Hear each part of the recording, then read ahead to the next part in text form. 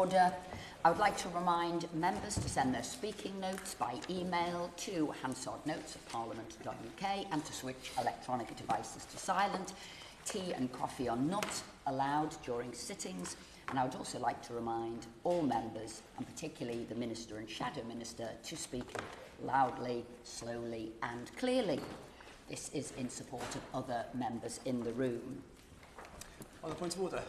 Point of order. Thank you, Madam Chair. On a point of order, I seek your advice. With reference to the debate on Clause 43, which was held on the 10th of February, and I draw members' attention to the Hansards during that. I asked the Minister regarding parliamentary scrutiny of directions, and I quote, I said, even when they are redacted because of national security concerns, somebody or some mechanism of Parliament will be able to scrutinise them. Can the Minister confirm that? To which the Minister responded, yes.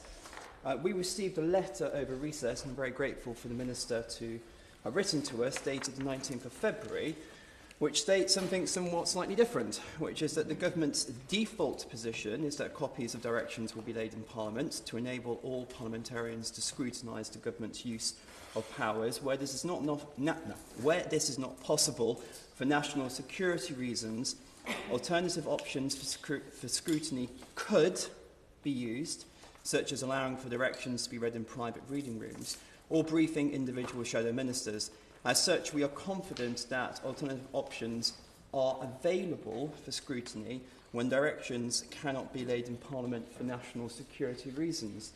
Now, will is different to could and are available. Given that we have moved beyond these proceedings, what options are there for the Minister to either clarify these remarks or correct the record? Okay, well, I want to thank the Shadow Minister for getting those comments on the record. I would ask the Minister now if he would like to address those points. I'm happy to write to the member present. In that regard, we'll keep us updated if that has happened. Okay, we start today with the adjourned debate on new clause 2, with which we're also debating new clauses 3, 13 and 15. Dr. Ben Spencer has already moved new clause 2. Others may wish to speak. Register of foreign powers for the purposes of Part 4. I call Freddie Van Mellen. Thank you, Mr McVeigh. I rise to move new clauses 15 and 13 in my name. New clause 13 requires the Secretary of State to publish within 12 months a comprehensive statement on how the government intends to manage the risks of foreign interference in our critical systems.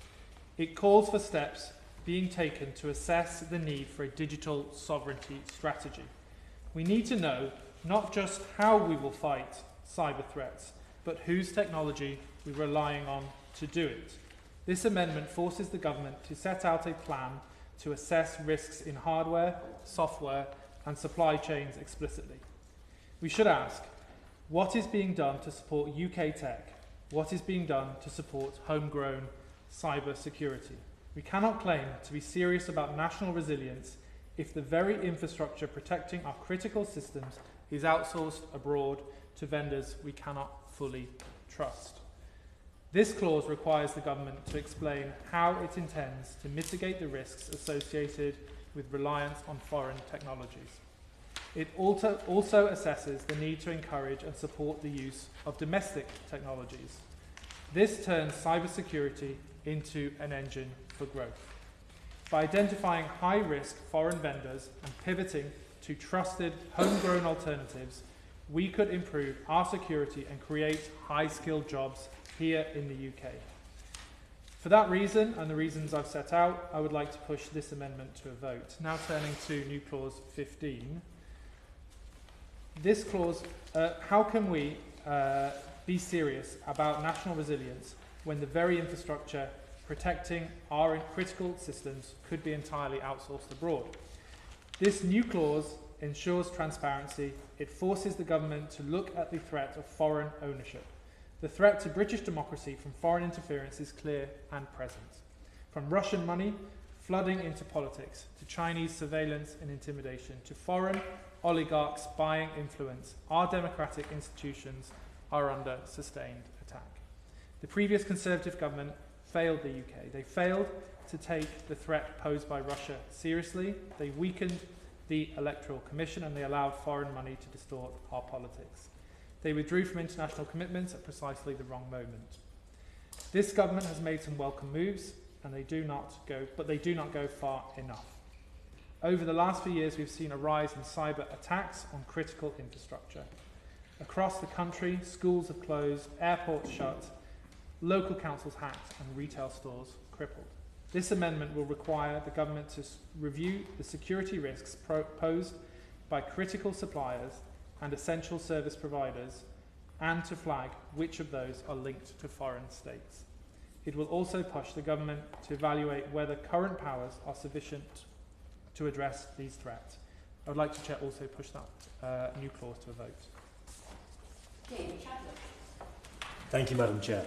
In our previous session, the Right Honourable Member for Runnymede and Weybridge set out clearly the cyber threat posed by China and argued that through New Clause 2, China should be explicitly recognised as a foreign power presenting a significant risk to the United Kingdom. He rightly highlighted the precedent in UK legislation for maintaining registers of hostile or high-risk state actors to protect national security. And I agree that Parliament should be unequivocal in recognising the Chinese Communist Party as a strategic cyber threat, particularly given evidence of state-linked cyber espionage, infrastructure compromise and the targeting of critical national infrastructure.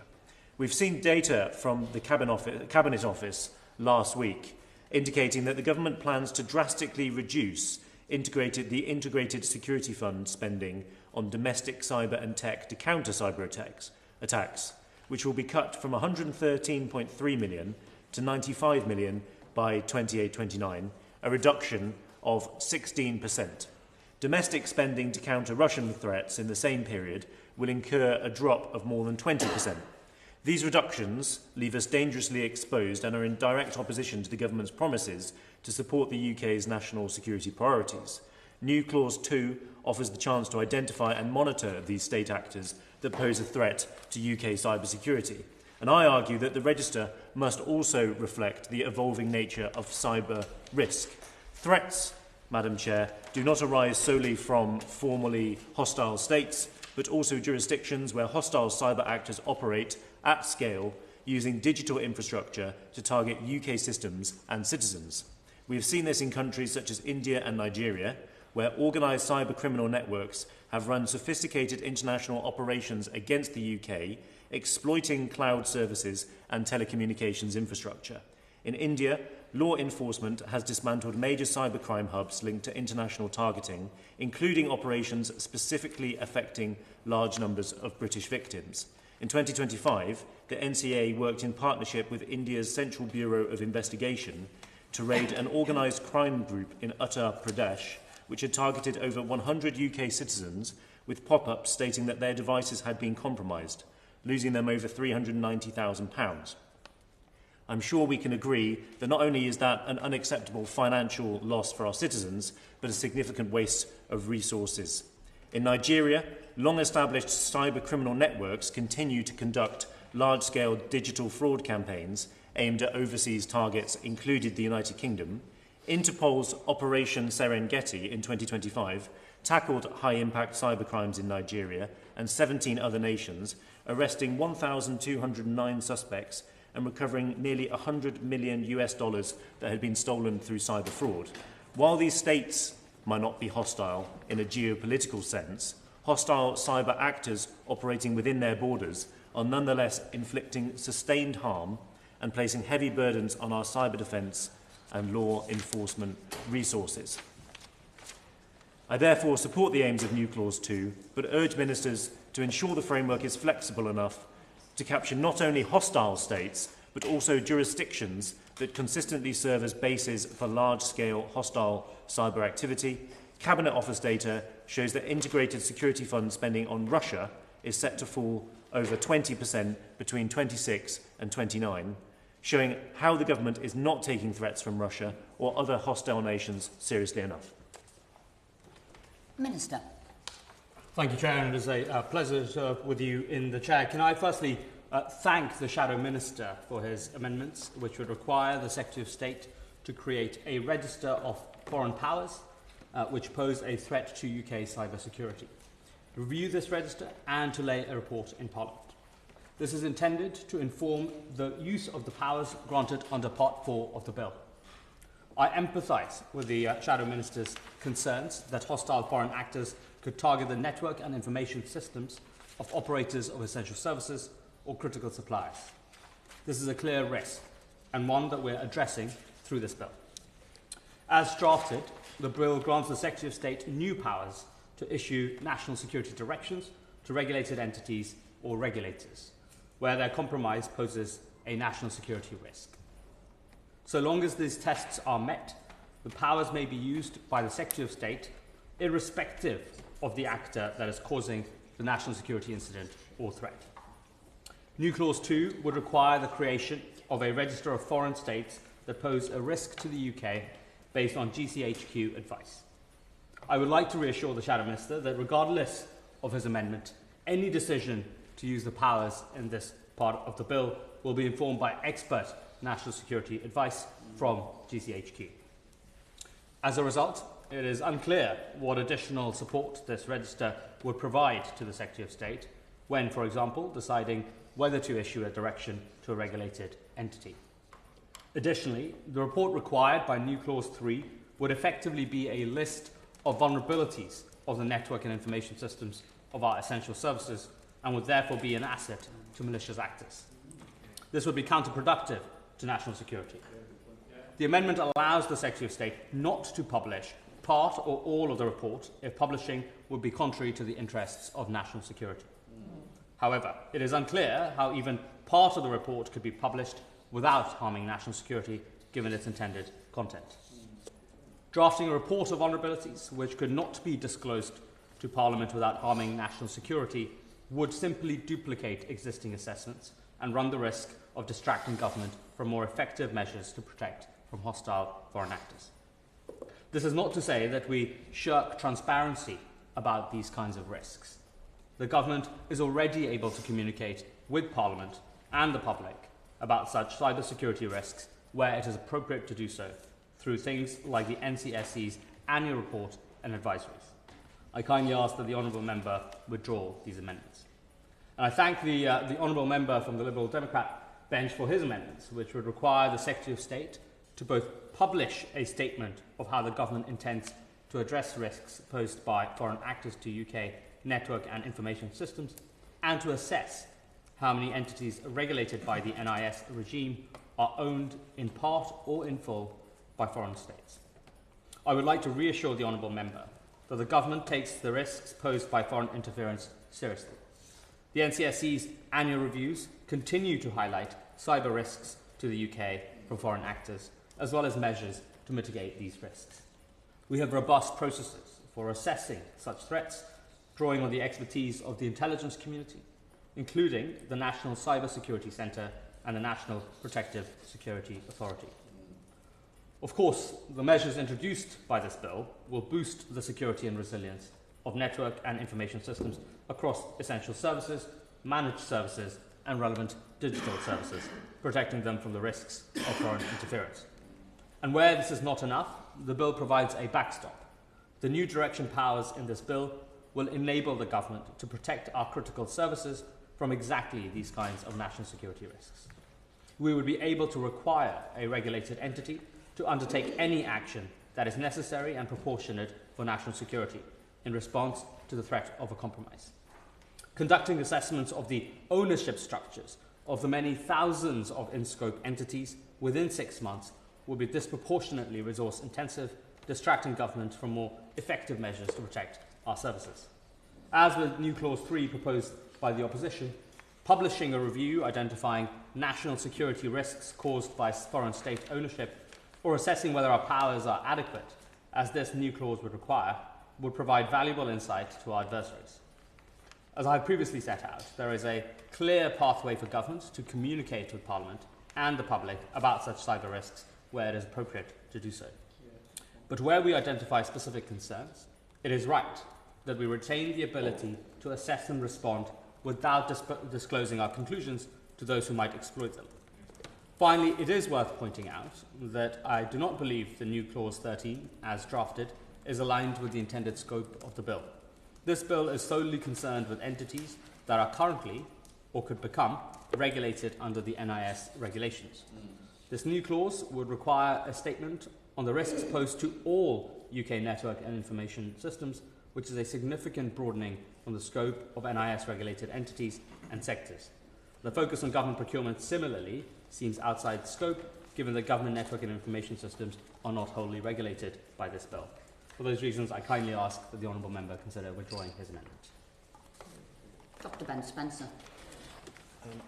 Thank you, Madam Chair. We've seen over the past, I'm very grateful for the Minister in terms of his response, but we've seen over the past 6 months, especially with regards to the alleged spying incidents in Parliament, the government's resistance to recognise the Chinese Communist Party as a threat. And regarding the opposition's new clause 3 in terms of transparency concerns, we've also seen in the last few weeks, in fact, how there are mechanisms to ensure disclosure of documents can be done in such a way through the ISC and otherwise while preserving national security.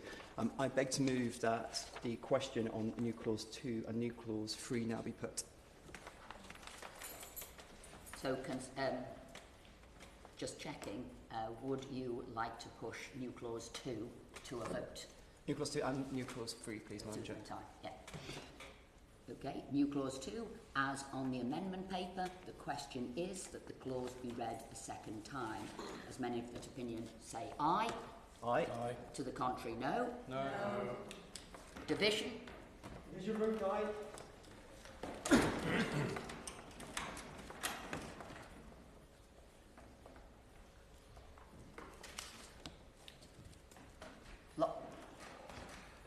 Lock the doors. David Chadwick. Aye. Andrew Cooper. No. Emily Darlington. No. Dr. Alison Gardner. No. Alison Griffiths. Aye. Lincoln Job. Aye. Preet Kaur Gill. Kanishka Narayan. No. Dave Robertson. Tim Rocker. No. Dr. Ben Spencer. Aye. Bradley Thomas. Aye.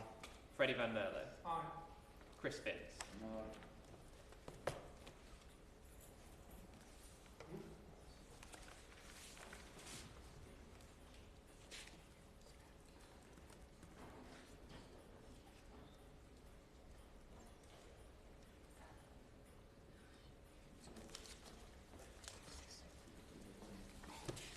The ayes were 6, the noes were 8. So the noes have it, the noes have it. Unlock.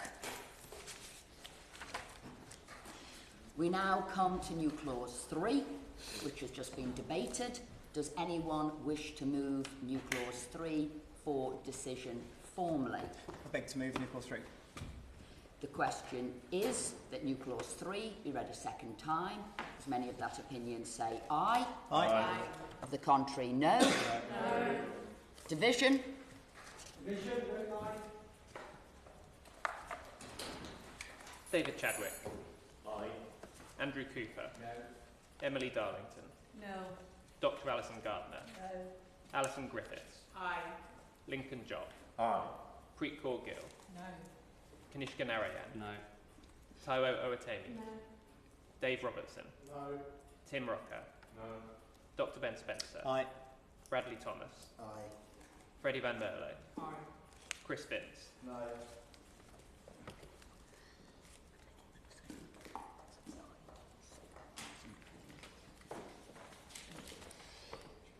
The ayes were 6, the noes were 9, so the noes have it, the noes have it. Unlock. We now come to group 30 and new clause 4. I call Dr. Ben Spencer to move new clause 4. Thank you, Madam Chair. I beg to move new clause 4 in my name on behalf of His Majesty's loyal opposition. This new clause would require the Secretary of State to conduct a review of the effect of existing information sharing and analysis centres with a view to determining whether further such centres should be established.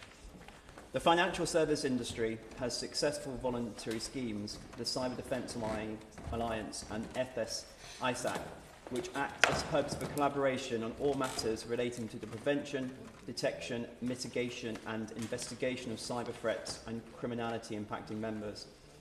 These organisations provide essential alerting and coordinating role for their members, including providing intelligence and technical support during ongoing incidents. They can assist in building partnerships contextualised to particular sector risks.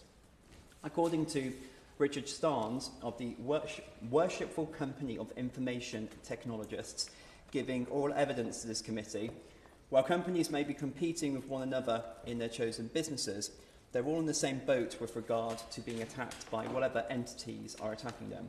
If you took ISACs and replicated them on an industry-by-industry basis, particularly ones in C&I, that would be helpful. It'd also help with information sharing with entities like NCSC and GCHQ. Properly established ISACs will not only increase real-time awareness of cyber risks and mitigations, but could also alleviate some of the... I'm very happy to give one. Bradley Thomas. I thank my honourable friend for giving way. On the point around information sharing with a view to bolstering resilience, does he agree with me, or does he share my concern when it was reported to me via M&S, Marks and Spencer's, that they were surprised to have received more information as to the origin and impact of the cyber attack that they suffered from the US FBI than they did from UK authorities, and that should demonstrate the point adequately as to why sufficient data sharing is required to underpin our resilience and bolster our strength. Dr. Ben Spencer. I thank him for his intervention, and that's a concerning piece of information that he's passed forward. So I entirely agree with him. Information sharing is so important in terms of dealing with evolving threats. Properly established ISACs. Will the Minister give way? Very happy to give way. Lincoln Job. I'm grateful to the Minister for giving way, if only to repeat what the member for Bromsgrove had just said, because the Minister and the Whip were both on their phones, and I don't think they were fully concentrating on the fact that M&S reported that they got more information from the FBI when they had their information loss than they did from our own agencies. And I just wanted to repeat it for the record so that the Minister had a chance to concentrate on this very important piece of information. Dr. Ben Spencer. I thank my honourable friend for Spelthorne for his intervention, although I think it was probably more an intervention for the Minister's benefit and the Whip's than for mine personally. But properly established ISACs will not only increase real-time awareness of cyber risks and mitigations, but could also alleviate some of the burden on regulators in terms of sector-specific intelligence analysis. Industry feedback and experience from adoption of NIS regulations indicate that sectoral regulators are unlikely to have the capacity to assist with intelligence sharing in relation to real-time cyber risks. We know from evidence offered by sector regulators and oral evidence that building sufficient capacity for effective regulatory oversight is a challenge. Where we have models for sector and market-led good practice and hardening cyber resilience, we should be looking at how that can be rolled out further. Seeing more of these organisations emerge could even lead to broader adoption beyond NIS-regulated areas to other industries. ISACs have the potential to become integral nodes in improving whole of society cyber resilience, an approach so many cyber industry stakeholders have called for. I therefore commend and beg to move new clause 4 in this committee. Review of effect of information sharing and analysis centres.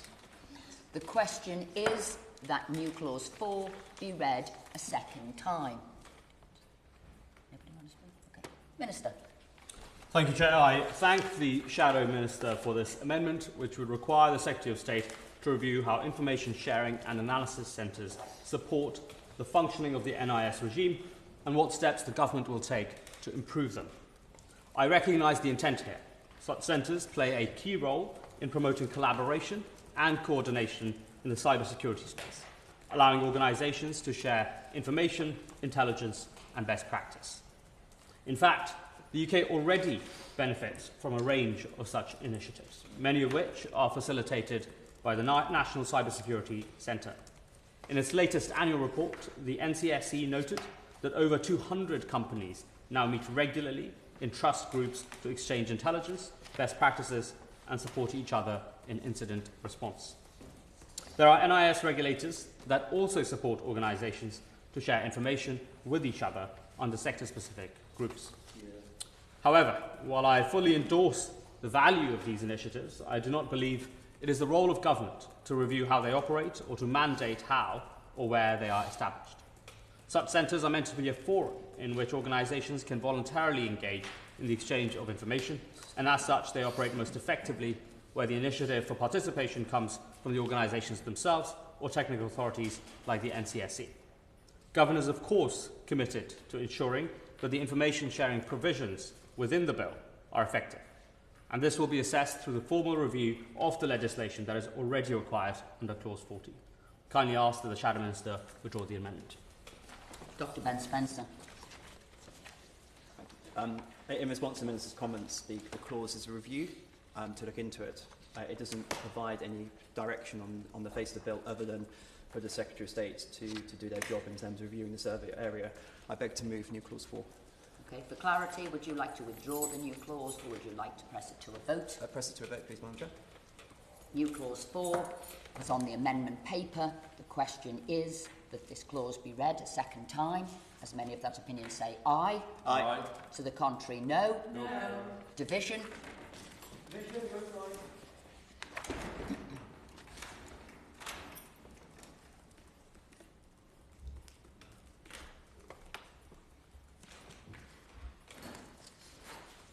Lock the doors.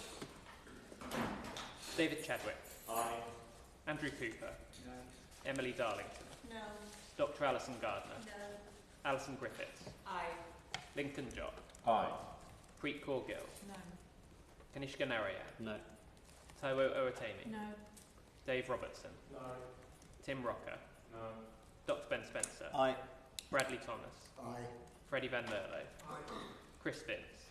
Aye.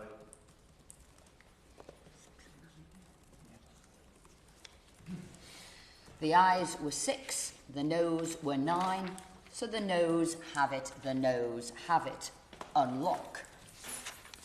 We now come to Group 31 and the new Clause 5.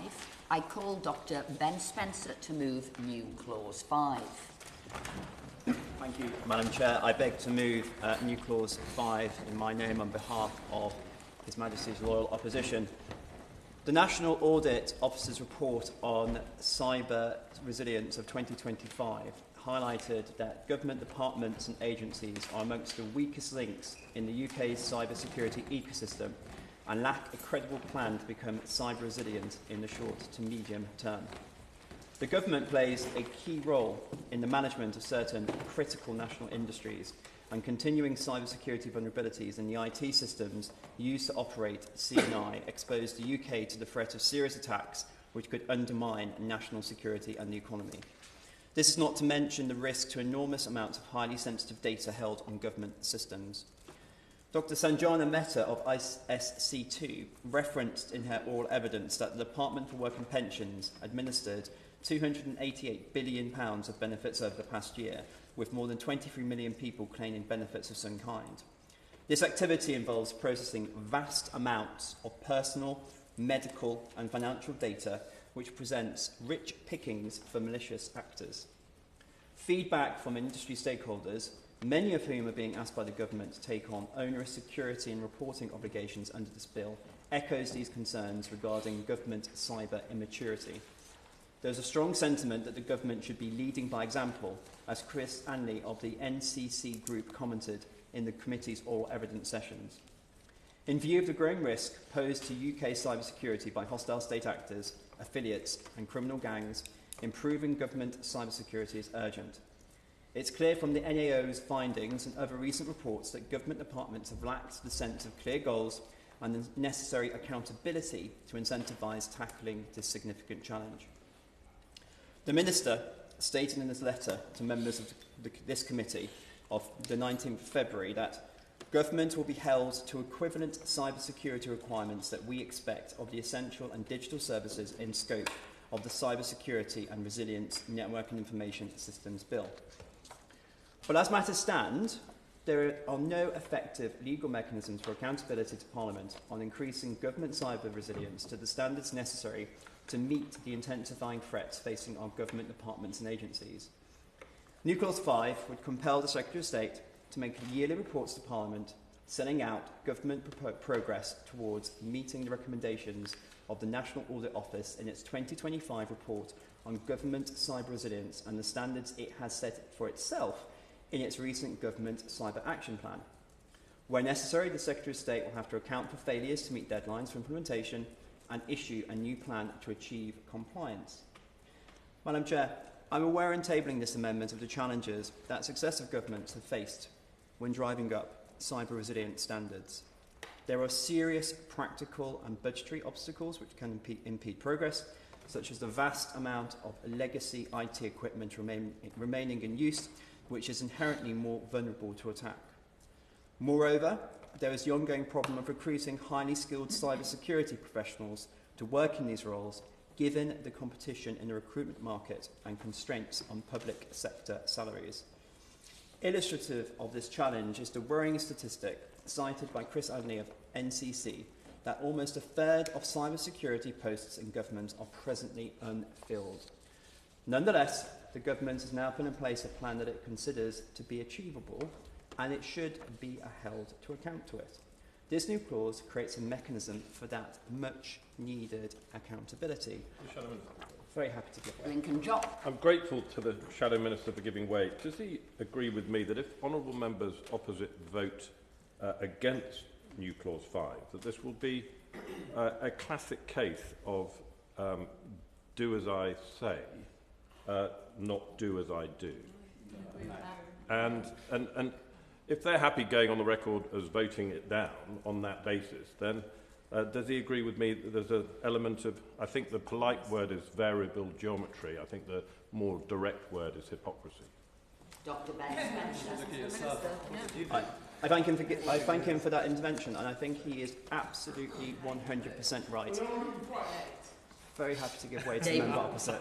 I thank the Shadow Minister for giving way. I find it's really interesting when we've just heard from one honourable member opposite that apparently this is hypocrisy, and agreed with by the Shadow Minister. When the Audit Office report was written in 29th of January 2025, barely 6 months after the general election. So actually what the Audit Office were really commenting on is 14 years of a government led by the Conservative Party. So I think it would be quite cogent to make sure that's recorded on the record that actually there's been a lack of focus in this area for far too long, and I'm very glad that the government's bringing through legislation on this. But if we're going to be looking at comments such as that, I feel it was appropriate to make sure we had something on the record to counteract it. Thank you. Dr. Ben Spencer. I agree about the importance of putting things on the record, and since he obviously didn't listen to my speech, you can check it out on the record when I made reference to acknowledgement of the challenges in this area. I think what is... does the whip want to intervene, or is she just chundering? Okay, I'll continue. So I think it's very important, given this bill puts quite a burden on private sector, which we've discussed over several days before parliamentary recess, that the government recognises that, again, as my honourable friend from Sweltham has just said, in not voting for accountability for themselves, yet putting it on other people, it's pretty shameless. But let's see how the vote goes. I beg to move new clause 5. Minister. Duty on Secretary of State to report on the meeting of existing recommendations and implementation deadlines. The question is that new clause 5 be read a second time. Minister. Thank you, Chair. I thank the Shadow Minister for his amendment, which seeks to require annual reporting on progress towards meeting the recommendations of the National Audit Office's report into government cyber resilience and the implementation milestones of the government's cyber action plan. We recognise the value of accessing the expertise of Parliament to hold government accountable for the changes required for our cyber resilience. And that is why, notwithstanding the Honourable Member for Spelthorne's acknowledgement of the embarrassment of the Conservative Party owning its hypocrisy, this government has already strongly welcomed the recent reports from the Public Accounts Committee and the National Audit Office on government cyber resilience. Happy to give way. Chris Vince. Thank you, Mr. Givenway. And I declare an interest as I'm on the Public Accounts Commission, which obviously regularly scrutinises the Public Accounts Commission. Can I just ask him to give some reassurance to members on this side of the chamber who are being accused of hypocrisy that actually we do make sure that the highest levels are met in terms of the government and cyber security? Minister. Well, I thank my honourable friend for that point, and he's right. That where the Conservative Party did absolutely nothing and continues to dwell in its hypocrisy, this government, I'm glad to inform honourable members, has already adopted a duty to provide biannual reporting on progress against the recommendations of these two reports in question.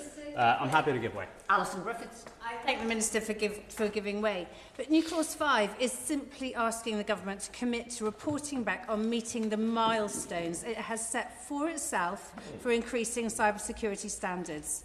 Is the Minister confident in the Government's ability to deliver on its cyber strategy, or is the document not worth the paper it's written on? Minister. I thank the honourable member for that point, and I would simply repeat the prior sentence. This government has already adopted a duty to provide biannual reporting on progress against the recommendations of these two reports. In addition, the Government Cyber Action Plan was published in January this year and sets out how government will rapidly improve the cybersecurity and resilience of public services to deliver a step change in the cyber and digital resilience across the public sector. The plan sets out clear accountability structures to ensure that cyber risks at all levels of government are actively owned and effectively managed, with those responsible held to account.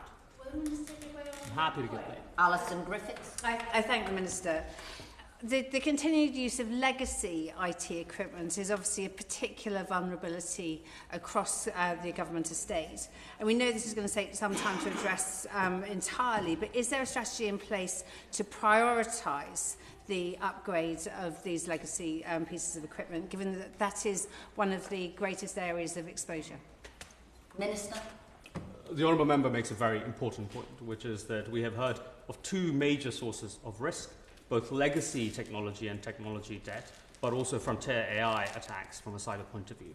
The Government Cyber Action Plan isn't technology specific, but both of those sources of risk are very much on my mind, and I will make sure on the minds of those implementing the Government Cyber Action Plan as well. I would like to assure members that we will continue to work with Parliament to support oversight of the plan's implementation and explore additional avenues for scrutiny of the Government cyber resilience levels to guarantee the right level of accountability. And I therefore kindly ask the Shadow Minister to withdraw the amendment. Dr. Ben Spencer. Thank you. I beg to move New Clause 5. For clarity, would you like to withdraw the new clause, or would you like to put this to a vote? No, I'd like to put it to a vote, please. New clause 5, as on the amendment paper, the question is that the clause be read a second time. As many of that opinion say aye. Aye. To the contrary, no. No. Division.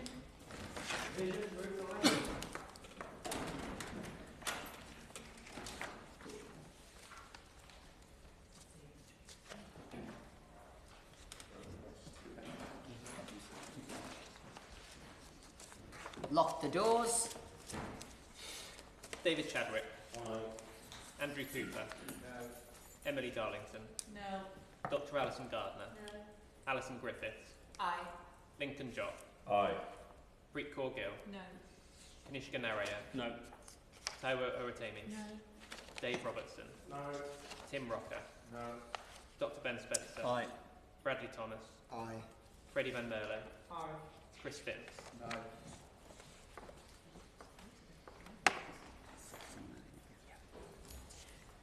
The ayes were 6, the noes were 9, so the noes have it. The noes have it. Unlock. We now come to new clauses 6, 7, 8 and 9, which have already been debated. Does anyone wish to move any of these new clauses for a decision formally? No? I was very grateful for the Minister's response with regards to new clause 6, so I beg to withdraw that new clause. Okay. We now come... However, sorry, I'd be back to move new clause 7 day. Ah, 7, okay. The question is that new clause 7 be read a second time. As many of that opinion say aye. Aye. Of the contrary, no. No. Division?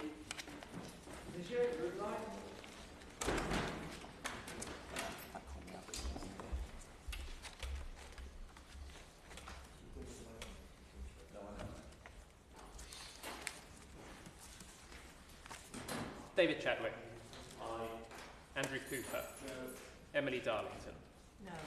Dr. Alison Gardner. No. Alison Griffiths. Aye. Lincoln Jock. Aye. Preet Kaur Gill. No. Kanishka Narayan. No. Taiwo Owatani. No. Dave Robertson. No. Tim Rocker. No. Dr. Ben Spencer. Aye. Bradley Thomas. Aye.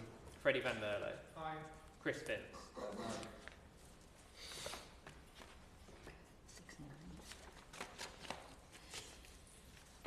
The ayes were 6, the noes were 9.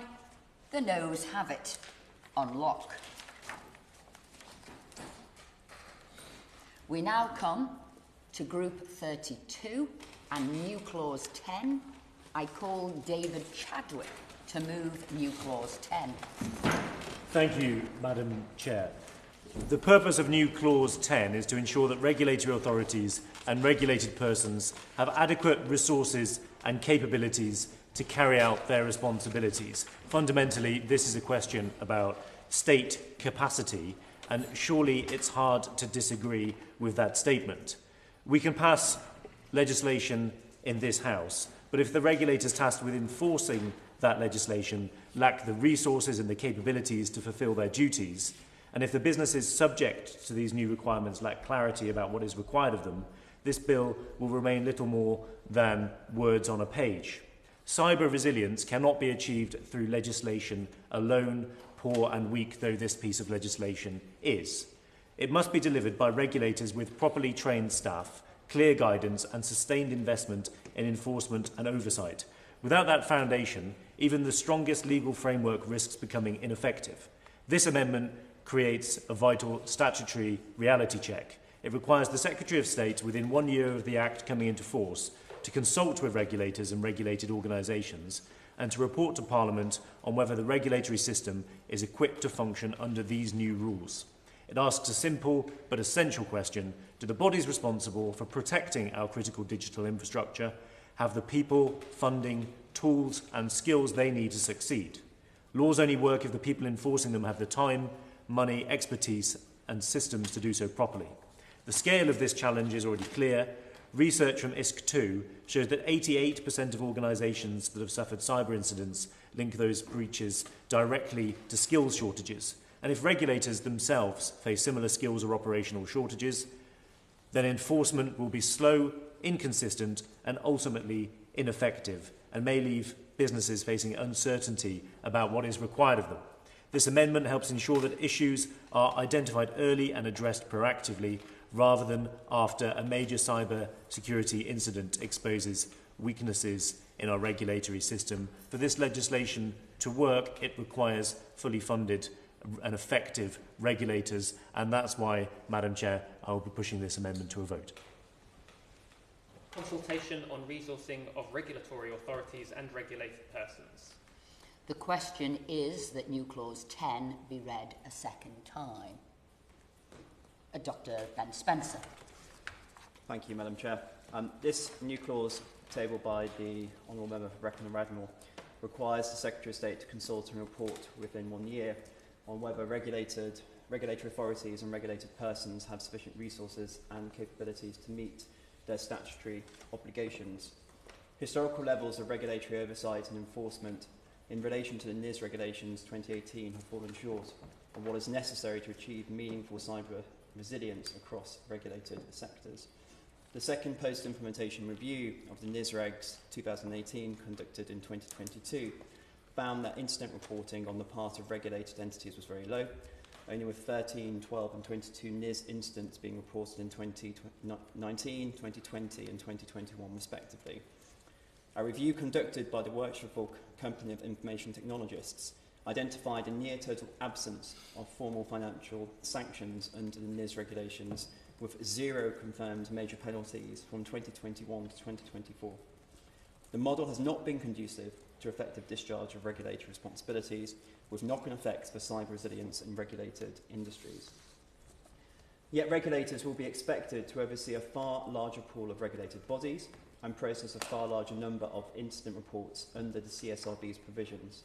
It's therefore right for us to scrutinise carefully whether regulators are in a position to meet these obligations. Many of my questions to witnesses during the evidence sessions, including those to Ofgem, Ofcom and the Information Commission, focused on their preparations to meet the demands of their expanded roles. It was clear from feedback that while regulators understand what they need to be doing to prepare, the practical challenges associated with securing sufficient resource are far from resolved. I therefore be grateful for the Minister's clarification of his plans to review regulators' progress and what the key milestones will be to ensure regulators can discharge their new duties alongside their existing ones when these provisions come into effect. Minister. Thank you, Chair, and can I thank the Honourable Member for Brecon, Radnor and Cwmtaway for this amendment, which seeks to require a consultation on the resourcing and capabilities of regulators and regulated entities, assessment on whether additional government support is needed, and a report on the findings. I would like to reassure the Honourable Gentleman that the bill was developed in close collaboration with regulators and industry to ensure that the regulators have the right information and tools to implement it. The bill already requires the government to produce 2 regular reports to monitor the effectiveness of the legislation, and these would naturally include issues of resourcing and capability if they are having an impact on the effectiveness of the regime. The first of these is the annual report on regulator activities in relation to the statement of strategic priorities. The second is the report on the operation of the legislation, which must take place at least every 5 years. Given these reports, happy to give way. Lincoln John. I'm very grateful to the Minister for giving way. While we're talking about resources and the application of this law which we are writing here, I raised with the Minister the issue of the fact that the impact assessment on page 102 states that the going rate for a contract lawyer is £34 an hour, which is, to my mind, out by a factor of probably 10. In the intervening 10 days that we've had off, has the Minister had a chance to re-examine the impact assessment which he's put in front of the committee today and discover whether that was a genuine error or because it obviously gets multiplied many times in the impact assessment. Has he had a chance to look into that and come back to us? Minister. Thank you, Chair. I thank the Honourable Member for that point, and I know he had raised it a couple of times before as well. If I haven't had the occasion to write to him, I'm happy to write to him about the calculations so he's also able to understand both the survey and the significant uplift on which the figures are based. Given these 2 reports that I mentioned to the Honourable Member already can include the topics in question, adding another report would risk confusing their purposes and increasing administrative burdens on those involved unnecessarily. The Government will not hesitate to adapt our support offering based on the findings of those reports. This will include using our flexible mechanisms, for example, updating our guidance to regulators, the Statement of Strategic Priorities, and the Code of Practice. Beyond this, we will continue to engage with regulators as the bill is implemented and consider whether any other means of improving regulator and regulated entities' resourcing and capabilities are necessary and proportionate. And for those reasons, I ask the Honourable Member to consider withdrawing his amendment. David Chadwick. Beg to move. Okay, so for clarity, there will be a vote. New clause 10, as on the amendment paper, the question is that the clause be read a second time. As many of that opinion say aye. Aye. Of the contrary, no. No. Division.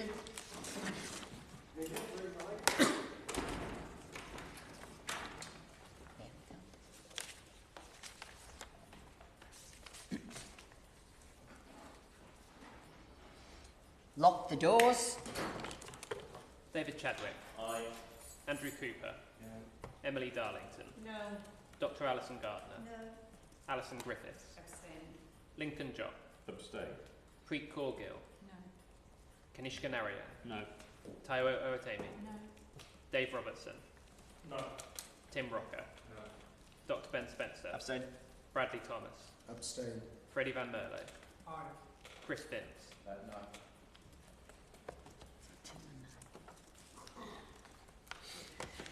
The ayes were 2, the noes were 9. The noes have it. Unlock. We now come to new clauses 11, 12 and 13, which have already been debated. Does anyone wish to move any of those new clauses for decision formally? New clause 13. The question is that new clause 13 be read a second time. As many of that opinion say aye. Aye. Of the contrary, no. No. Division. Division.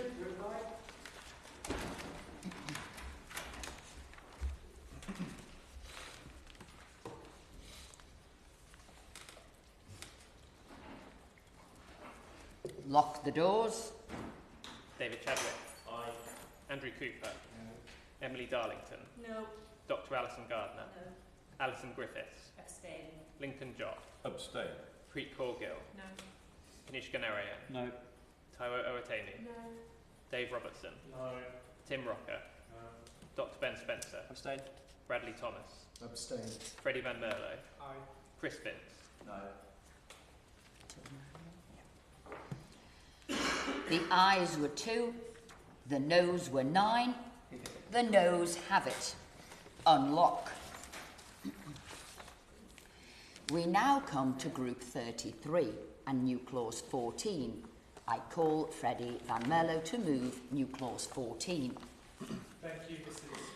McVeigh. I beg to I rise to move new clause 14 in my name. This clause places a statutory duty on the Secretary of State to establish a support service dedicated to improving the resilience of SMEs and crucially providing them with assistance when the worst happens. SMEs are the backbone of our economy. Their growth and continued operation is essential to a strong economy. We heard during evidence that even large corporations find it hard to justify the investment in cybersecurity and resilience when faced with competing priorities and investment needs. It forms the rationale of this bill in putting this need on a statutory footing. But small and medium-sized businesses undoubtedly find it even harder to make the investments required in cybersecurity. I know from having worked in SMEs and starting my career there that companies experience growing pains and need support in navigating complex statutory requirements. And it's not just support for SMEs before an attack takes place that this amendment would provide for, but also after. For SMEs, a cyber attack isn't just a disruption, it can be an existential threat to their existence. This clause ensures that when an SME is hit, they have access to the support they need. Bradley Thomas. I thank the honourable member for giving way. Given that the threshold for a significant impact event will likely be much lower for an SME than it will be for a larger corporation, and whilst acknowledging and agreeing with him that SMEs are the backbone of the economy and make up the vast majority of companies where people are employed in this country, how does he propose that the relevant balance is struck between ensuring that SMEs are supported, but at the same time that they're not inundated and overwhelmed as a result of that significant impact threshold likely being much lower for SMEs?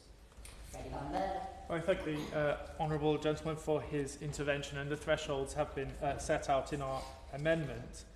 What I would like to say is that Australia, in fact, already provides support for small businesses during and after attacks.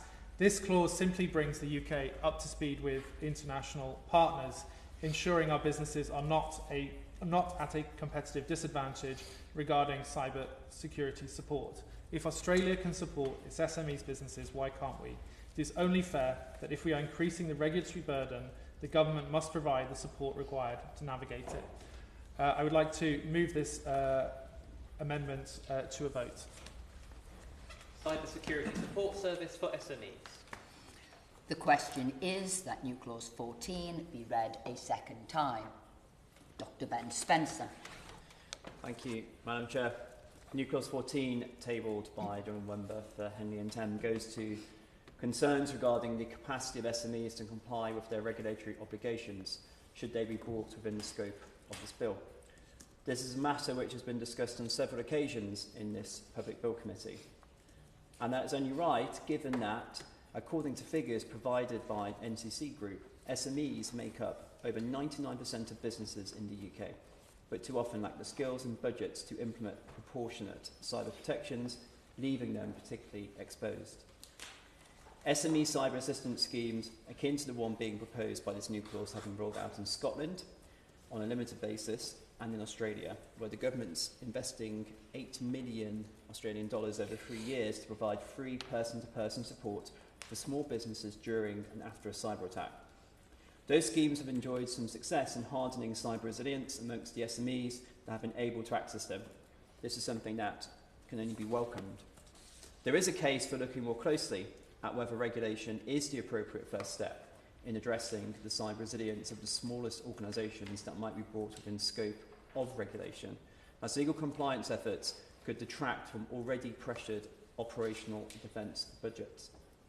Giving evidence to this committee, Jill Broome of Tech UK called for strategies such as financial incentives or tax credits to help SMEs improve their cyber resilience. Tech UK has suggested that funding or relief could be applied on a priority basis, with those working within the critical national infrastructure supply chain looked at first. In light of these considerations, what analysis has the Minister's Department conducted of the likely return on investment in terms of sustainability and growth amongst smaller companies of a cyber support service for UK SMEs? Minister. Thank you, Chair. The amendment in question seeks to require the Government to establish a dedicated support service for small and medium enterprises, which are operators of essential services, relevant digital service providers, relevant managed service providers, or critical suppliers. This includes the provision of advice, technical assistance, and recovery guidance following a cyber incident. It is worth noting that there is an exemption for small and micro enterprises from being in scope of the regulations as relevant digital service providers or relevant managed service providers. Although regulators can designate a small or micro entity as a critical supplier, in practice, very few are expected to meet the threshold for criticality. Similarly, there are limited examples of small or micro operators of essential services.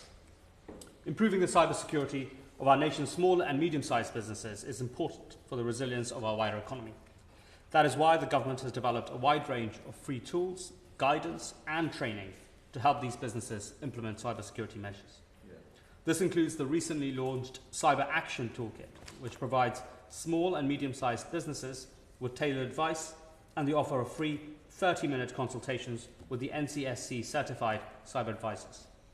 In addition, Report Fraud, a reporting service for cybercrime and fraud, run a 24/7 cyber business incident reporting line, with regional cyber resilience centres across England and Wales also providing support for small and medium-sized businesses, including incident response and business continuity advice in line with NCSC standards. I hope this reassures the Honourable Member that there is already considerable support for small and medium-sized entities available, and considering this, a new dedicated service which could divert resources from existing government and NCSC schemes and impact their efficacy would be unnecessary. And for those reasons, I hope he might consider withdrawing his amendment. Freddie Van Merle. I beg to move. For clarity, we'll be pushing this to a vote. New clause 14, as on the amendment paper, the question is that the clause be read a second time. As many of that opinion say aye. Aye. The contrary, no. No. Division.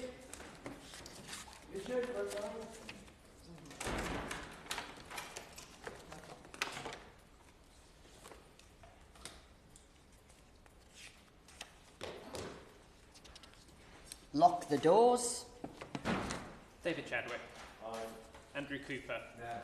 Emily Darlington. No. Dr. Alison Gardner. No. Alison Griffiths. Abstain. Lincoln Jock. Abstain. Preet Kaur Gill. No. Kanishka Narayar. No. Taiwo Oratemi. No. Dave Robertson. No. Tim Rocker. No. Dr. Ben Spencer. Abstain. Bradley Thomas. Abstain. Freddie Van Merlo. Aye. Chris Binns. No. The ayes were 2, the noes were 9. The noes have it. Unlock. We now come to new clause 15, which was debated in Group 29. Does anyone wish to move new clause 15 for a decision formally? The question is that new clause 15 be read a second time. As many of that opinion say aye. Aye. Of the contrary, no. No. Division? Division, no. Lock the doors. David Chadwick? Aye. Andrew Cooper? No. Emily Darlington? No. Dr. Alison Gardner? No. Alison Griffiths? Abstain. Lincoln Jock? Abstain. Preet Corgill? No. Kanishka Narayan? No. Taiwo Oratemi? No. Dave Robertson? No. Tim Rocker? No. Dr. Ben Spencer? Abstain. Bradley Thomas? Abstain. Freddie Van Merlo? Chris Vince? No. The ayes were 2, the noes were 9, so the noes have it. Unlock. We now come to Group 34 and new clause 16, with which will be convenient to debate new clause 17. I call David Chadwick to move new clause 16. Thank you, Madam Chair. New clauses 16 and 17 work in tandem to align this bill with best practice among our European neighbours, introducing measures that strengthen ongoing oversight and enhance preparation, therefore improving the UK cyber resilience before incidents occur. New clause 16 simply makes cyber resilience a core responsibility of organisational leadership. It requires boards to actively oversee security arrangements, approve risk management approaches, satisfy themselves that protections are working on an ongoing basis, and, importantly, be accountable. Numerous witnesses that we've spoken to over the past month told us that cybersecurity deserves the most senior level of oversight. And in fact, those professionals from within the industry told us that they desperately need this to happen to make sure that they can do the job that the government is going to be asking them to do. ISARCA is an organisation that I remember looking up to when I was working in cybersecurity. ISARCA have said that they support both of these amendments. And the question, therefore, is for the government. Carry on. I thank the honourable member for giving way. Whilst I agree with him and acknowledge the testimony from witnesses who have given evidence suggesting that this should be a board-level responsibility, does he share my concern that given the complexity, the often technical nature of cybersecurity, that there is perhaps, for want of a better phrase, a risk of window dressing, given that perhaps non-competent people without the relevant technical expertise may be reliant on reports that are issued by other technical staff who don't sit at that board level. We have to strike the right balance. Does he share that concern? How does he propose we might go about that? I thank him for his intervention. One of the measures that the amendment introduces is for a requirement for board members to receive education. Clearly, it is necessary for boards to understand cybersecurity risk, and this is about putting that into legislation.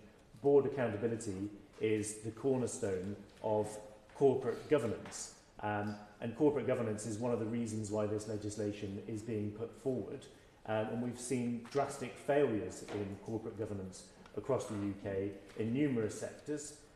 Financial services historically is one sector that corporate governance has completely failed in. That's a sector that the Conservatives have continued to support with tax cuts. All we're saying here is that boards need to be held accountable for the cyber risk that they pose, and that making boards responsible for that obligation helps the cybersecurity professionals responsible for securing those organisations to do their jobs properly. ISARCA have 8,000 members who are the people who will actually be doing this work. They'll be the ones carrying it out. And surely we should be listening to them when they tell us that this is what they need. It wasn't just one organisation who told us that either. Boards have an obligation to oversee financial risk, for which they have financial literacy. Cyber risk deserves the same treatment. And importantly, this brings the UK into line with international best practice.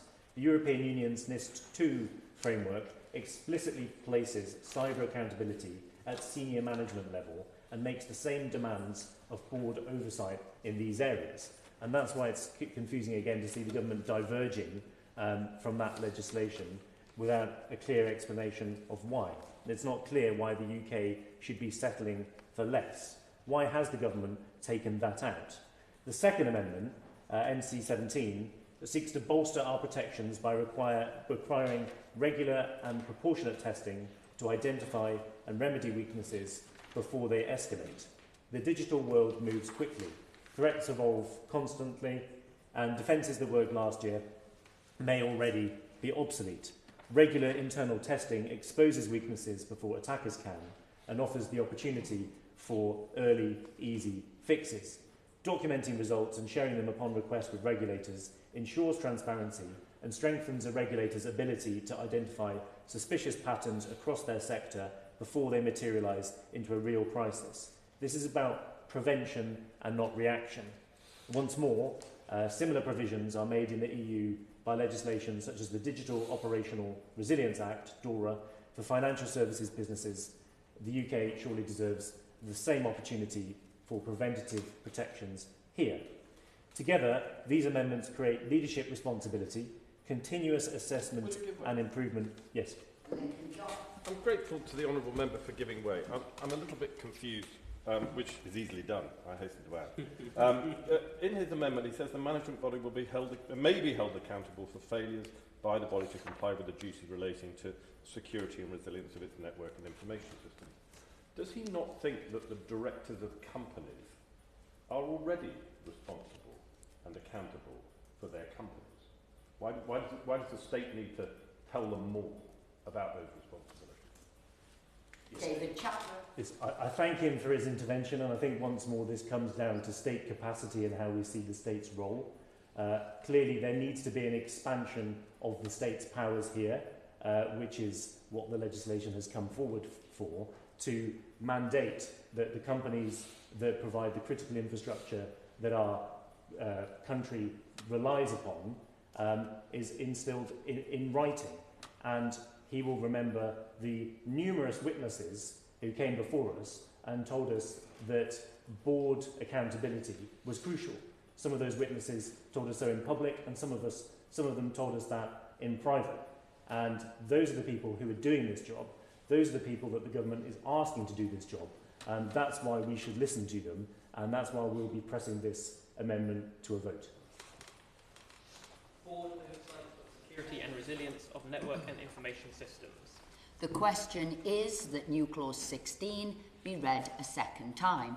Emily Darlington. Thank you, Madam Chair. I wanted to speak to these two clauses because I think they raise a really important point about security by design implemented within companies and within those companies that provide the technology to companies provide their cybersecurity. There was another amendment which we are not speaking about today that was also on the similar subject that was put forward by an honourable friend of mine. Now, security by design and safety by design is something we talk about quite often in this area, and it may not be appropriate for this bill and for legislation, but I'm very keen to hear about how we'll progress those discussions, because ultimately we do want to prevent cybersecurity attacks.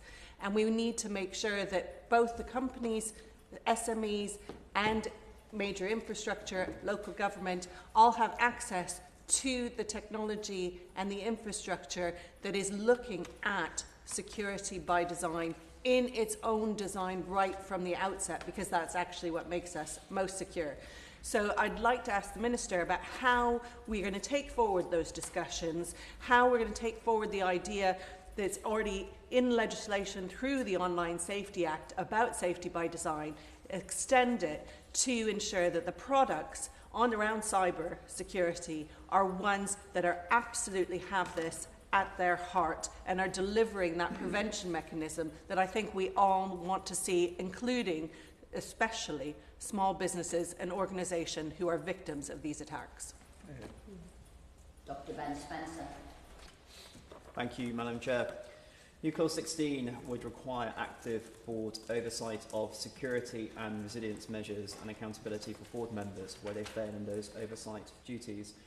whereas New Clause 17 would require regulated entities to carry out proportionate periodic testing of the security and resilience of their network and information systems and provide results to regulatory bodies upon request.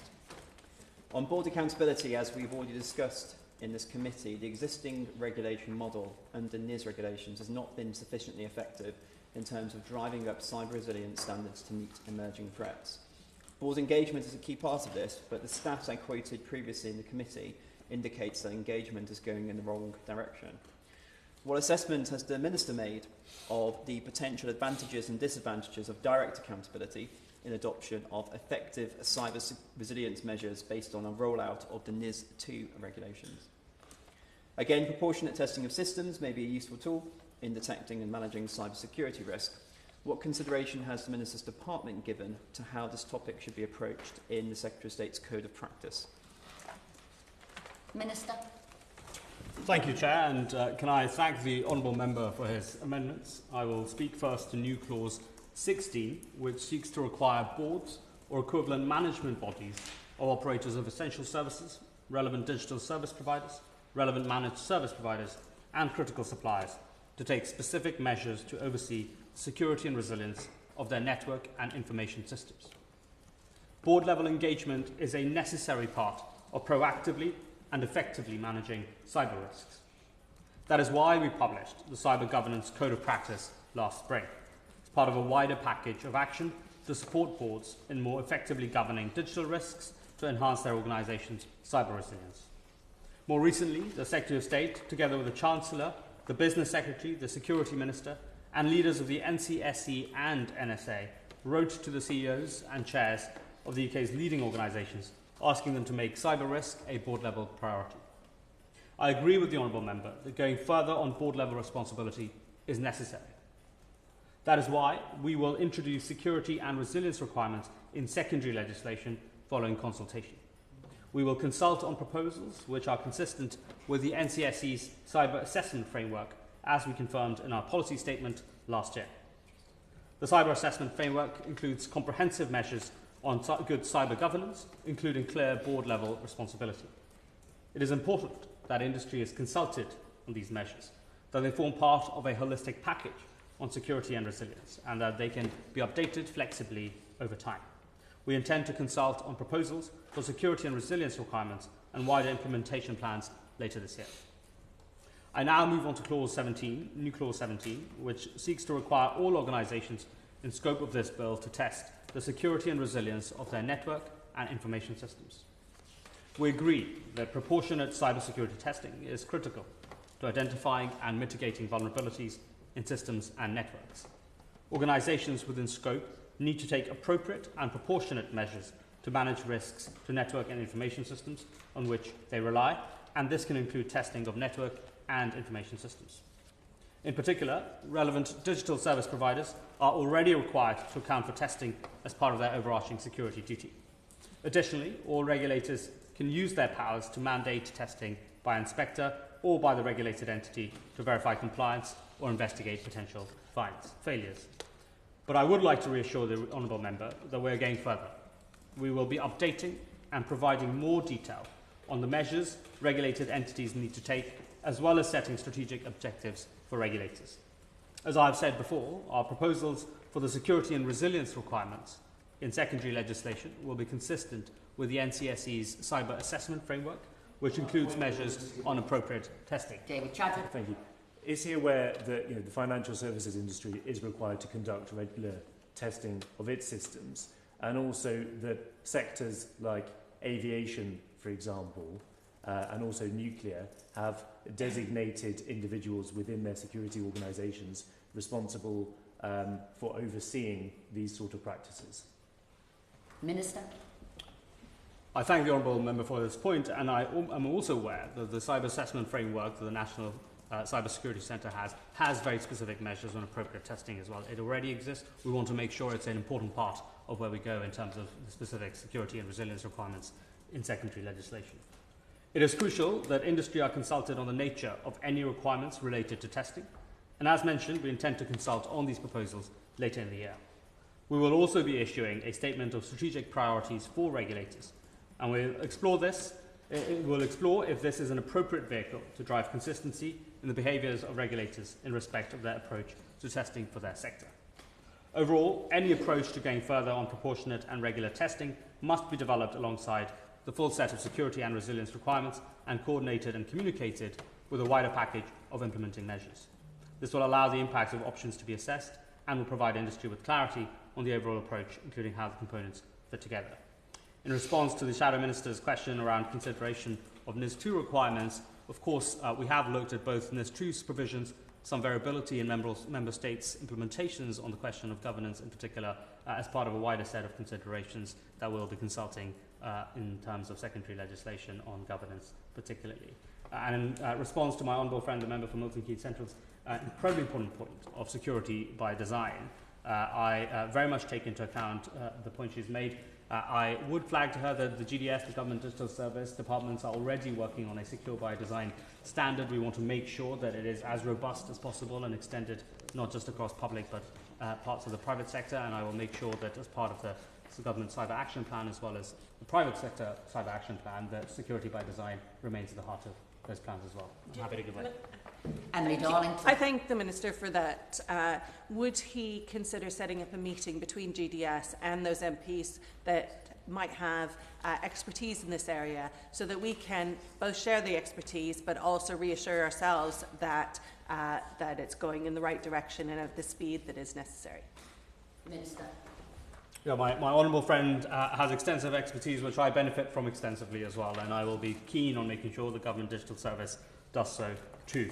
And in light of those commitments, Madam Chair, I kindly ask that the honourable member withdraws those amendments. David Chadwick. Thank you, Madam Chair. We heard during the evidence session that numerous witnesses, numerous very knowledgeable witnesses, called for these amendments, and that's why I'd like to push them both to a vote.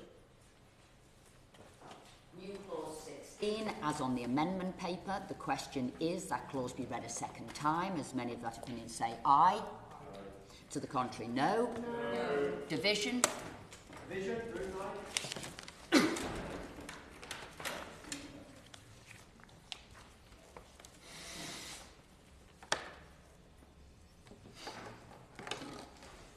Lock the doors.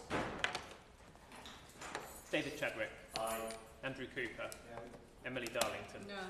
Dr. Alison Gardner. No. Alison Griffiths. Abstain. Lincoln Jott. Abstain. Preet Corgill. No. Kanishka Narayan. No. Taiwo Otemi. No. Dave Robertson. No.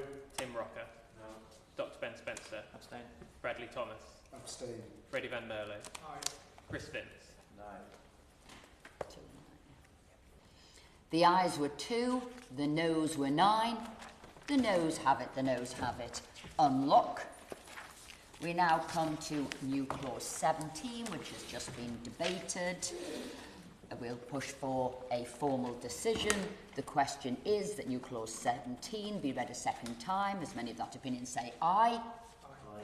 Of the contrary, no. No. Division. Division. Lock the doors. David Chadwick. Aye. Andrew Cooper. No. Emily Darlington. No.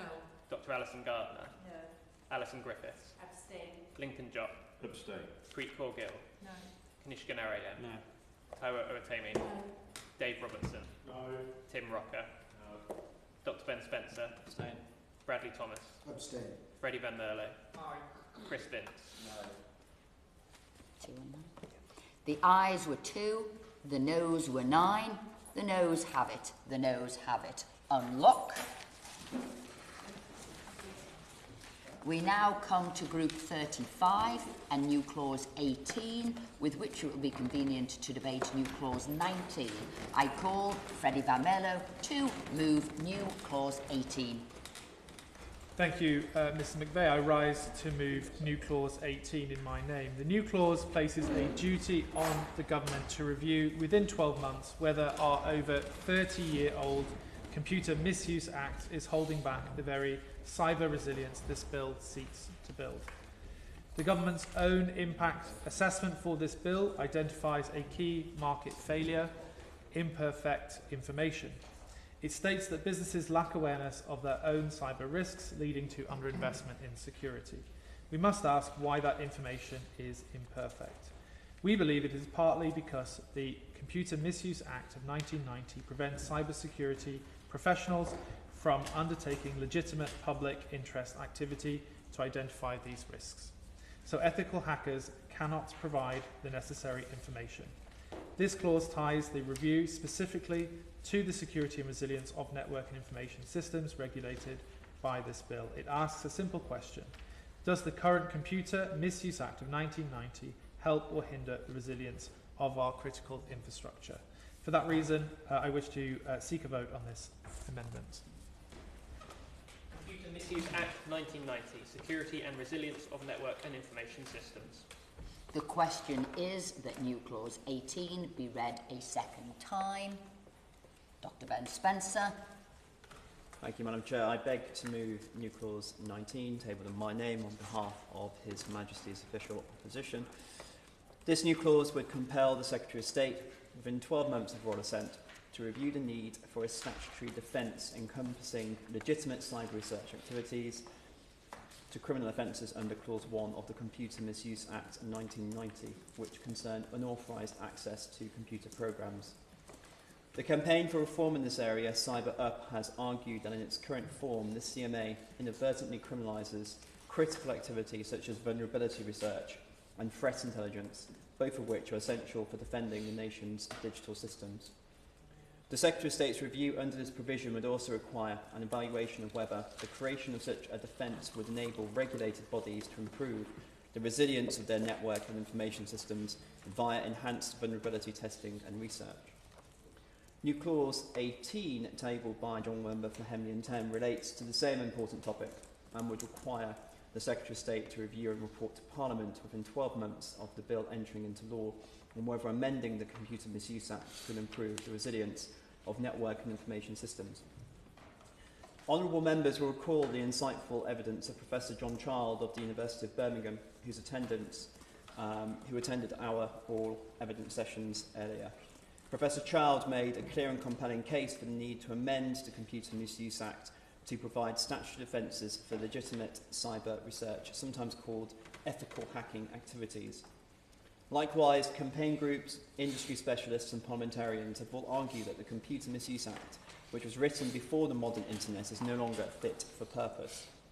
At present, the Act fails to distinguish between malicious attackers and cyber professionals acting in the public interest, inadvertently criminalising a large proportion of research that UK cybersecurity professionals can carry out to protect UK critical infrastructure and the UK's technological ecosystem. This means that cybersecurity professionals working to defend UK organisations from real-world threat risk prosecution. This has created a chilling effect. Talent is being lost, investment is stifled, and security gaps are going unidentified. If we are to have true UK cyber resilience, not just among regulated sectors, but across businesses of all types and throughout society, we need a multifaceted approach.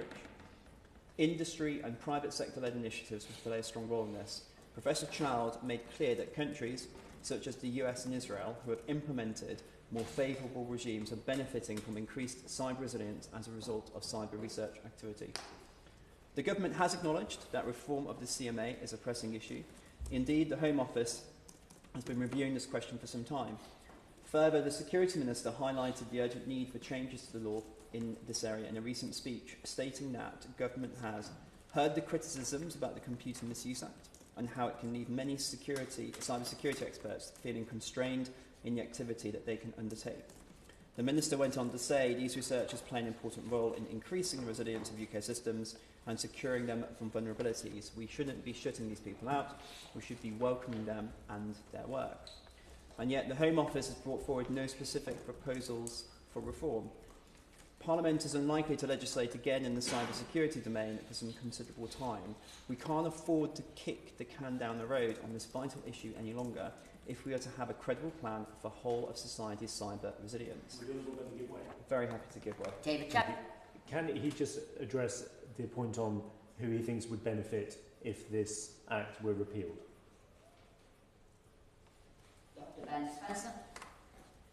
So I'm a bit unclear by his intervention. I think the point that I was making with regards to this area is that there is legitimate resistance or concern that people who are doing research into this area and doing these threat assessments do risk prosecution. And so across the whole of our society, this work isn't being done. We've had quite a lot of evidence from the cyber campaigns, the benefits that changes to this law would make into the system, which is why we've put forward this new clause. I commend new clause 19 to the committee. I hope the Minister would agree that now is the time to address the issue. I suspect this may be my last penultimate time speaking to this committee, Madam Chair, so I'd just like to finish by thanking members across both sides of the committee for a fun and at times robust debate over the past few months.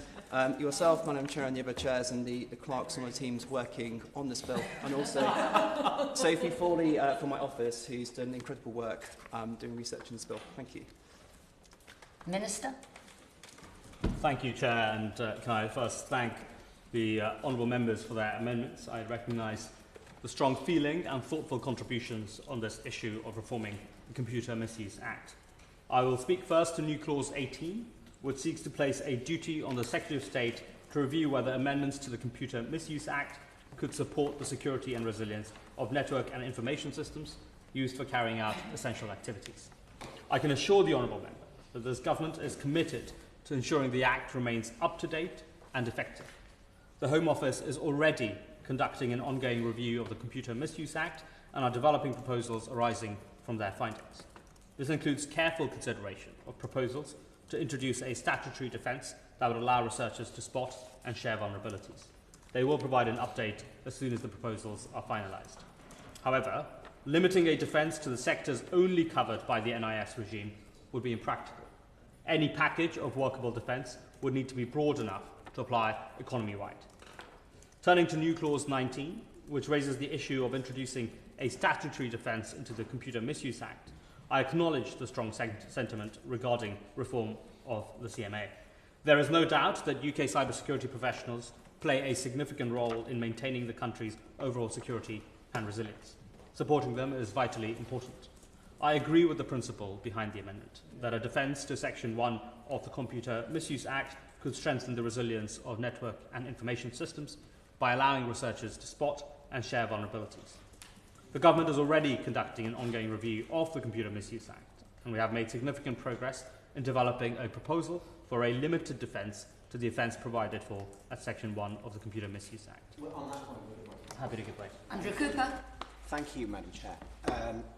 I think a lot of us on all sides of the House are very sympathetic to both of these amendments. I think we heard very clearly in the evidence that was presented that the Computer Misuse Act, as it is today, has a chilling effect on the operation of the cybersecurity industry in this country, and whether companies who are engaged in that want to locate here as opposed to other countries. I absolutely hear what he says about how the Home Office is developing proposals. I wonder whether he'd be able to set out a timescale for us on when those proposals are likely to be brought forward, whether he expects them to be in this parliamentary session or perhaps the next one, because this is clearly something that's holding back the cybersecurity industry in this country, and I think we'd all like to see it resolved.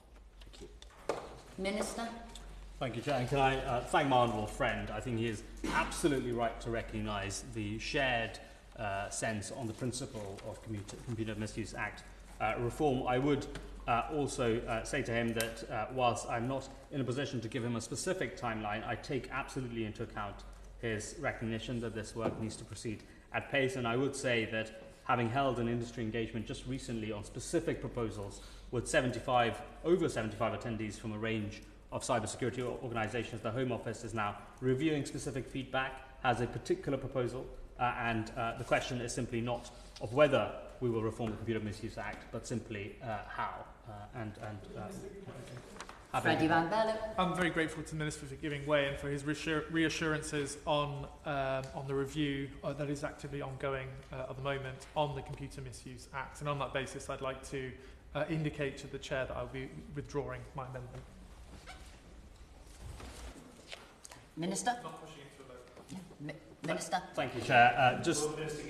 I'm happy to give way. Mark Chadwick? Thank him for giving way. And I'd just like to know if he could clarify what he thinks ethical vulnerability research actually constitutes.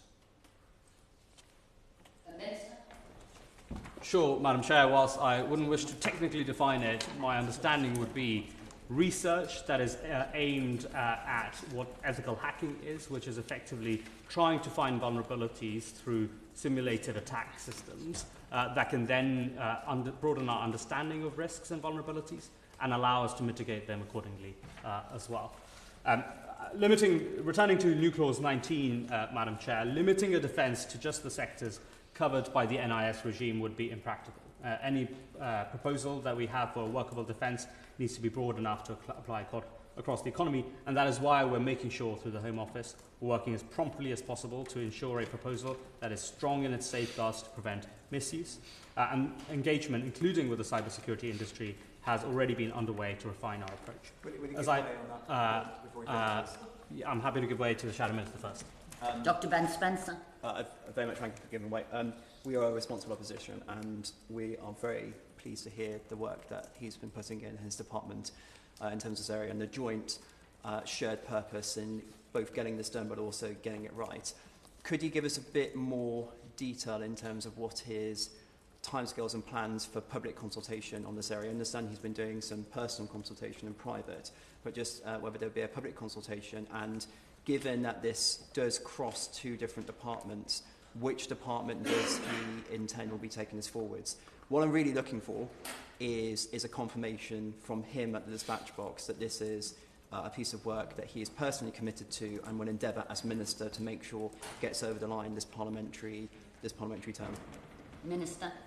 Thank you, Chair, and I thank the Honourable, the Shadow Minister, for his recognition of the shared approach that we have on this question. The Computer Misuse Act reform question is led on by the Home Office, and I've given both my personal commitment to ensuring that reform, but also I will take away his particular ask to write back to him and honourable members in the committee with as much detail as possible on the timeline to ensure that we're moving fast on it. And so in that spirit, Madam Chair, can I both thank honourable members on this question of the amendment to the Computer Misuse Act, and use this opportunity also both to thank you, to thank the entire committee's staff, honourable members for the expertise and perhaps a sense of fun as well as all staff members, in particular the committee, the Bill team and the department, who have been fabulous throughout the entire process as well. Freddie Van Merle.